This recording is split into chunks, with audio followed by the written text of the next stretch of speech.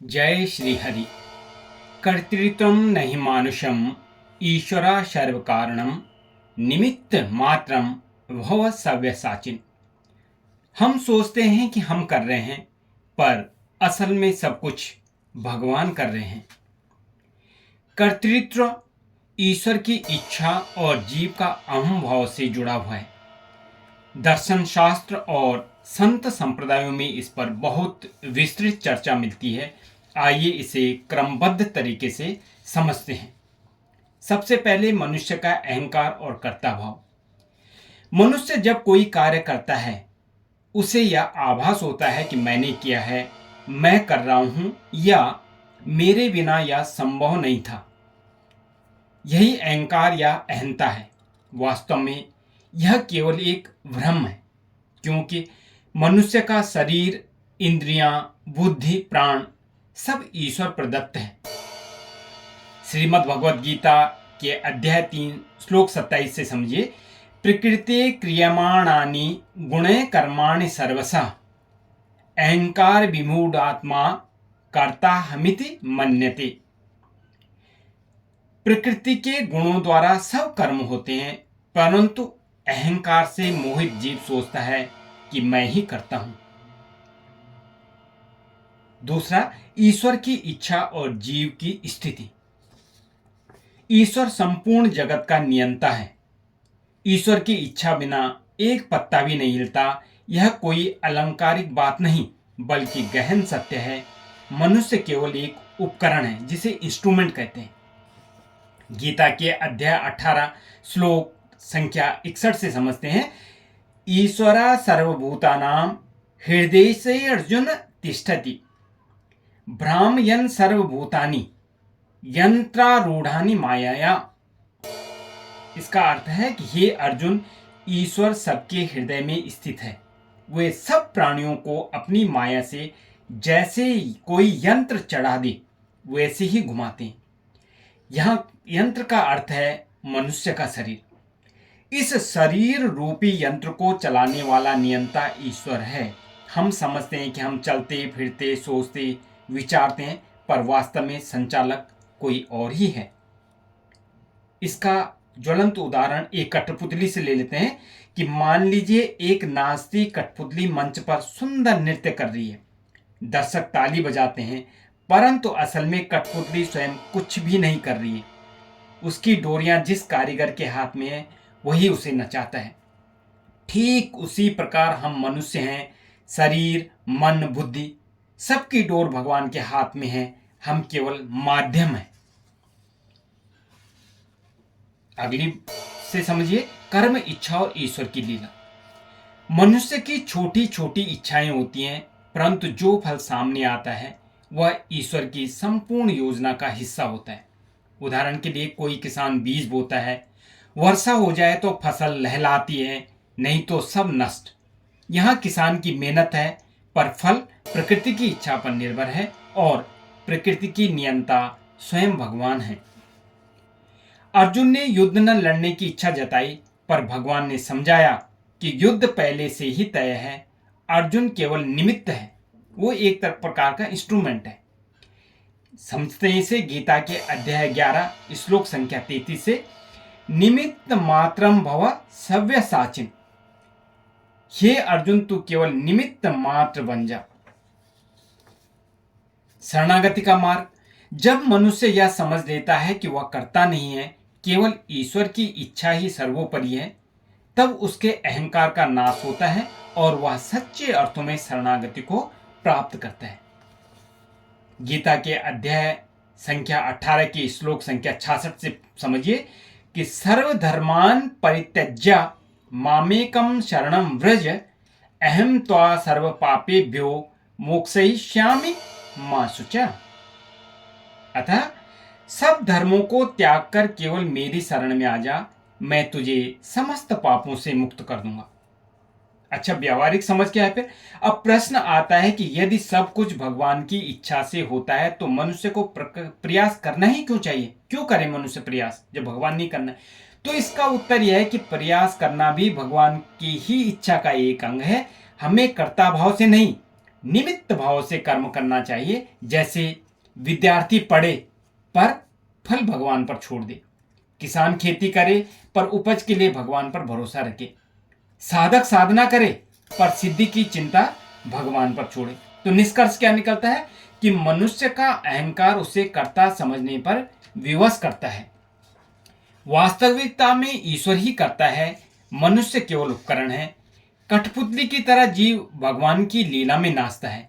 जब यह ज्ञान होता है तब अहंता ममता मिटती है और मनुष्य शांति, भक्ति और मुक्ति को प्राप्त होता है। इस रहस्य को आत्मबोध और भक्ति दोनों स्तर पर कैसे समझा जाए, चलिए। अद्वैत वेदांत का दृष्टिकोण। सबसे पहला, जीव का मिथ्या कर्तृत्व। अद्वैत कहता है कि जीव, जगत और ईश्वर ये सब ब्रह्म मतलब परम चेतना के ही विभिन्न आवरणों में अभिव्यक्ति हैं।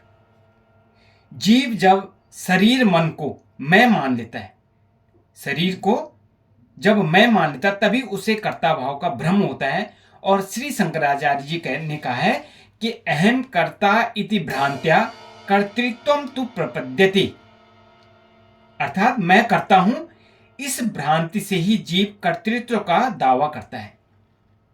अगला, ब्रह्म ही कर्ता और अकर्ता।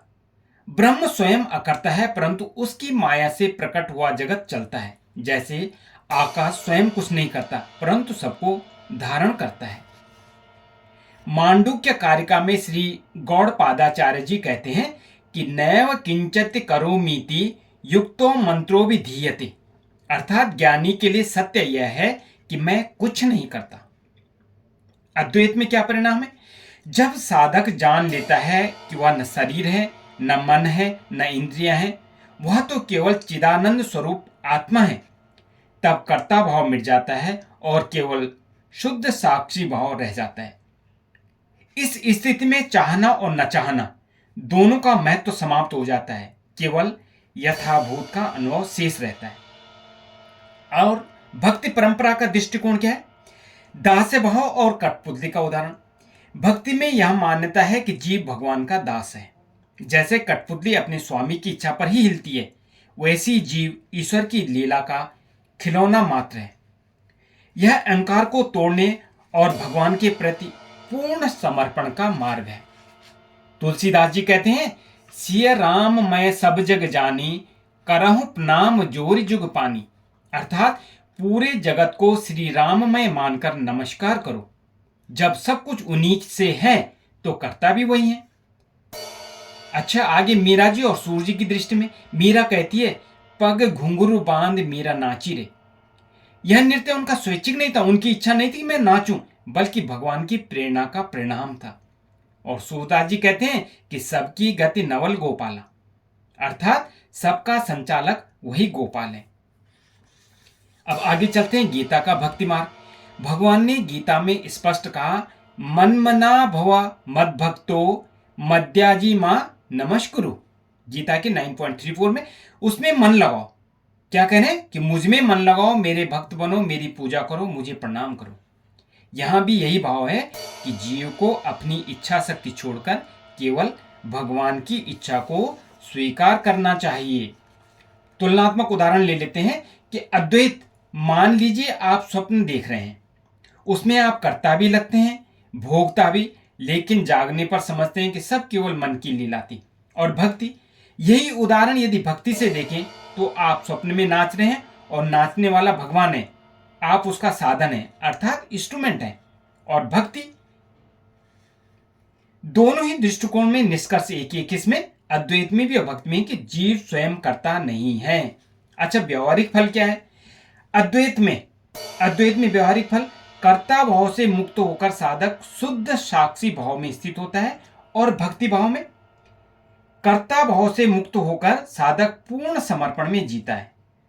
दोनों स्थितियां अहंकार का अंत करती हैं और मोक्ष या ईश्वर प्राप्ति का मार्ग बनती हैं। तो इससे निष्कर्ष देखिए कि मनुष्य चाहे या न चाहे, अंतिम निर्णय वही होता है जो ईश्वर की इच्छा है।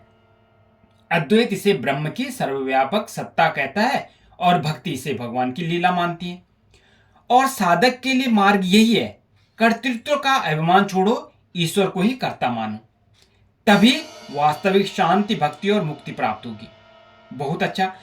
अब हम एक गहरी आध्यात्मिक चर्चा को जीवन के व्यावहारिक अनुभव से जोड़ते हैं, ताकि यह केवल शास्त्रों की वाणी न लगे, बल्कि हमारे जीवन में हर क्षण में सत्य सिद्ध हो। कैसे? जन्म और मृत्यु मनुष्य के हाथ में नहीं है। मनुष्य सोचता है कि मैं सब नियंत्रित कर सकता हूं, परंतु सबसे बड़े दो सत्य हैं, जन्म और मृत्यु, जो उसके हाथ में। किसके? परमात्मा के। कोई यह नहीं चुनता कि किस घर में, किस देश में, किस परिस्थिति में जन्म होगा। कोई यही नहीं रोक सकता कि मृत्यु कब आएगी, या नहीं जान सकता। यह स्पष्ट है कि सब ईश्वर की योजना है। गीता में है कि जातस्य ही ध्रुवो मृत्युर्ध्रुव जन्म मृत्यस्य च। जिसका जन्म हो उसकी मृत्यु निश्चित है, और जो मर गया उसका जन्म भी निश्चित है। अब बीमारी और स्वास्थ्य जो है, मनुष्य चाहे लाख सावधानियां बरतें, कभी अचानक बीमारी आ ही जाती है। एक ही परिवार में रहते हुए एक व्यक्ति स्वस्थ रहता है, दूसरा बीमार हो जाता है। डॉक्टर इलाज करते हैं, परंतु कभी कभी सारी दवा काम नहीं करती। यहां भी दिखता है कि वास्तविक निर्णय ईश्वर की इच्छा पर ही है। उदाहरण लेते हैं कि महाभारत में भीष्म पितामह बाणों की सैया पर पड़े थे, पर मृत्यु उन्हें भी तभी आई जब उन्होंने इच्छा मृत्यु का वर्णन किया। यह संकेत है कि अंतिम निर्णायक शक्ति ईश्वर के हाथ में ही है। सफलता और असफलता, हम मेहनत करते हैं, योजना बनाते हैं, परंतु वैसा फल जो है नहीं आता जैसा हम चाहते हैं, और जैसे ईश्वर की इच्छा होती है वैसा आता है। एक विद्यार्थी दिन रात पढ़ता है, फिर भी परीक्षा में अपेक्षित सफलता नहीं मिलती, जबकि दूसरा विद्यार्थी उतनी मेहनत नहीं करता, लेकिन उसका परिणाम बहुत अच्छा होता है। यह प्रयत्न और ईश्वर की योजना का संगम है। गीता में भगवान ने यही कहा कि कर्मण्येवाधिकारस्ते मा फलेषु कदाचन। तेरा अधिकार केवल कर्म करने में है, फल देने का अधिकार मुझ पर है। किस पर? ईश्वर पर। अब चलते हैं आगे, धन और गरीबी। कई लोग धन कमाने में लगे रहते हैं, परंतु धन नहीं टिकता। कोई बिना बहुत प्रयास के समृद्ध हो जाता है। यह केवल कर्म फल नहीं, बल्कि ईश्वर की इच्छा और अनुग्रह है। तुलसीदास जी कहते हैं कि समर्थ को नहीं दोष गुसाई, सब सामर्थ्य प्रभु के पास है, वह जैसा चाहे वैसा ही देते हैं। मान अपमान में देख लिए, मनुष्य सोचता है कि वह अपने सम्मान को स्वयं सुरक्षित रह सकता है, लेकिन कभी कभी बिना किसी कारण अचानक अपमान झेलना पड़ता है। यहां देख लीजिए, द्रौपदी का चीरहरण सभा में हुआ, जहां सारे बलवान लोग उपस्थित थे। किसी ने मदद नहीं की, केवल भगवान श्री कृष्ण की इच्छा से अनंत चीर प्रकट हुआ। यह दर्शाता है कि सम्मान और अपमान का निर्णायक भी ईश्वर ही है। तो जीवन का प्रयोग क्या है? अहंकार तोड़ना। इन सब जितने भी हमने उदाहरण लिए, उनसे सब एक ही शिक्षा मिलती है कि चाहे बीमारी हो, मृत्यु हो, सफलता हो, असफलता हो, धन हो, मान हो, अपमान हो, सब ईश्वर की इच्छा से है। मनुष्य केवल निमित्त मात्र है। जब यह समझ आ जाती है तो अहंकार टूटता है और जीवन हल्का हो जाता है। व्यावहारिक साधना क्या है? अब प्रश्न यह है कि हमें जीवन में क्या करना चाहिए। कर्तृत्व छोड़ो, कर्म मत छोड़ो, मतलब प्रयास करो पर फल भगवान पर छोड़ दो। समर्पण भाव अपनाओ, हर परिस्थिति को भगवान की लीला मानकर स्वीकार करो। निमित्त बनो, जैसे अर्जुन को भगवान ने कहा तू केवल निमित्त बन जा। तो निष्कर्ष क्या निकला इस बात का कि मनुष्य के चाहने या ना चाहने से कुछ नहीं होता। जन्म, मृत्यु, बीमारी, स्वास्थ्य, सफलता, असफलता, ये पहले भी कहा है कि ये सब ईश्वर की योजना का हिस्सा है। चलिए इस विषय पर एक छोटी सी कहानी सुनी जाए, जो आपको इसको इस और स्पष्ट करेगी। कठपुतली और कठपुतली वाला। एक गांव में एक कठपुतली वाला आता था। वह अपनी कठपुतलियों को रंग बिरंगे कपड़े पहनाकर सुंदर सुंदर गीतों पे नचाता था। लोग ताली बजाते, खुश होते। तो एक दिन कठपुतली के भीतर अचानक चेतना आ गई और उसने सोचा, देखो मैं कितनी सुंदर नाच रही हूं, सब मेरी कला की प्रशंसा कर रहे हैं, मैं ही सबसे बड़ी कलाकार हूं। लेकिन उसी क्षण कठपुतली वाला थक गया और उसने धागे छोड़ दिए। कठपुतली जमीन पर गिर गई और हिल भी न सकी। तब उसे समझ आया, मेरे हाथ पैर हिलने का कारण मैं नहीं, असली कर्ता तो वह कठपुतली वाला है, मैं तो केवल उसकी डोरियों से नाच रही थी। हम भी जीवन में कठपुतली की तरह हैं। जब सफलता मिलती है तो सोचते हैं मैंने किया, जब असफलता मिलती है तो दुखी होकर कहते हैं मेरे कारण सब बिगड़ गया। परंतु सत्य यह नहीं है। परंतु सत्य क्या है? न हम करता है न भोगता। असली कर्ता तो परमपिता परमेश्वर है, जिसे हम भगवान कहते हैं। हम उसकी लीला की कठपुतलियां हैं। शास्त्रों से प्रमाण लेते हैं, जैसे गीता में दिया हुआ है कि निमित्त मात्रम भव सब्यसाचिन। हे अर्जुन, तो केवल निमित्त मात्र बन जा। ठीक है। अब देखिए, ईश्वर की इच्छा और जीव का अहंकार। यह सत्य है कि परम नियंता भगवान है, वही जीवन यंत्र को चलाते हैं। लेकिन जीव को अहंता और ममता ये दिया भगवान ने, और भगवान ने उसे स्वतंत्रता का अनुभव करा दिया। और यही स्वतंत्रता उसे अनुभव कराती कि मैं करता हूं, और यही सोचते वह शुभ या अशुभ कर्म करता है। ठीक है। ईश्वर ने सृष्टि को एक नियम से बांधा है कि जैसे अग्नि को छुओ तो जलोगे, चाहे अज्ञानवशी क्यों न छुओ। वैसे ही चोरी, हिंसा, छल आदि कर्मों का दंड निश्चित है। यह नियम भगवान ने ही बनाया है, इसलिए चोर का कार्य भी चोर का कार्य भी उसी नियम के अंतर्गत है। कर्मणो ह्यपि बोधव्यम च विकर्मण। कर्म, अकर्म और विकर्म, इसके भेद को जानना चाहिए। अच्छा, दंड क्यों मिलता है? भगवान कर्तृत्व का अनुभव जीव को इसलिए देते हैं ताकि वह सीख सके। जो चोरी करता है वह अपने अहंकार और वासना के कारण करता है। कि जैसे भाई अब चोरी क्यों करी, चोरी की अगर भगवान करवाते तो भगवान ने चोरी की, तो फिर उसे दंड क्यों मिला? तो उसे दंड मिलता है क्योंकि वो अहंकार में चला गया है। और दंड मिलने से वह सीखता है कि यह कौन सा मार्ग गलत है, कौन सा सही है। दंड भी ईश्वर की लीला है जो जीव को सुधारता है। जैसे माता पिता बच्चे को शरारत करने पर डांटते हैं, असल में बच्चा भी माता पिता की संतान है, परंतु नियम बनाए गए हैं कि ताकि बच्चा सही राह पर चले। भक्त की दृष्टि से देखते हैं, भगवान जीव को स्वतंत्रता इसलिए देते हैं ताकि वह स्वेच्छा से उनकी ओर लौटे। यदि सब कुछ बिना जीव की इच्छा के होता तो प्रेम, भक्ति और पाप पुण्य का कोई अर्थ ही नहीं रहता। चोरी करने वाला जब दंड पाता है तो धीरे धीरे यह समझता है कि मेरे स्वार्थी कर्म दुख का कारण है, मुझे प्रभु की शरण लेनी चाहिए।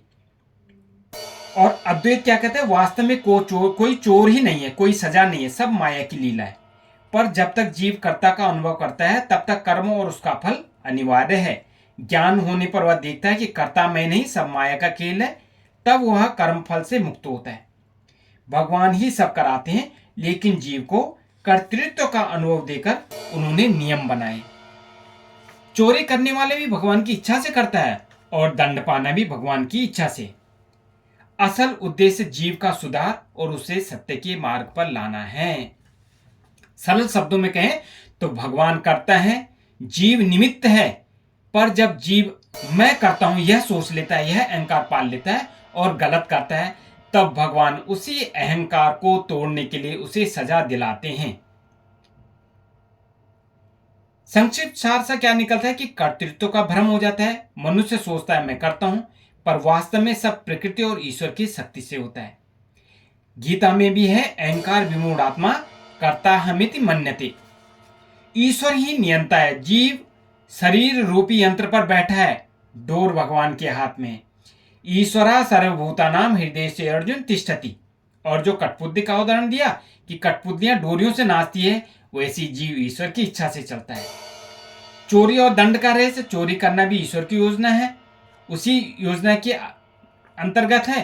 परंतु जीव को जो है कर्तृत्व का अनुभव इसलिए दिया जाता है ताकि वह अपने कर्मों से सीखे और सुधरे। दंड भी भगवान की शिक्षा का ही साधन है। अद्वैत का दृष्टिकोण सब माया का खेल है, वास्तविक कर्ता कोई नहीं, केवल ब्रह्म है। मनुष्य के चाहने या ना चाहने से कुछ नहीं होता है, होता वही है जो भगवान चाहते हैं। यह समझने से अहंकार टूटता है और जीवन में शांति आती है। तो एक छोटा सा सूत्र याद रखने के लिए, मैं नहीं, प्रभु ही करता है, मैं केवल निमित्त हूं। तो दोस्तों, अगर यह विचार आपके मन को छू गया है तो कमेंट में जय श्री राम, जय श्री कृष्णा लिखें और अगले वीडियो तक जुड़े रहें। जय श्री हरि विष्णु। जय श्री हरि विष्णु, जय श्री हरि विष्णु।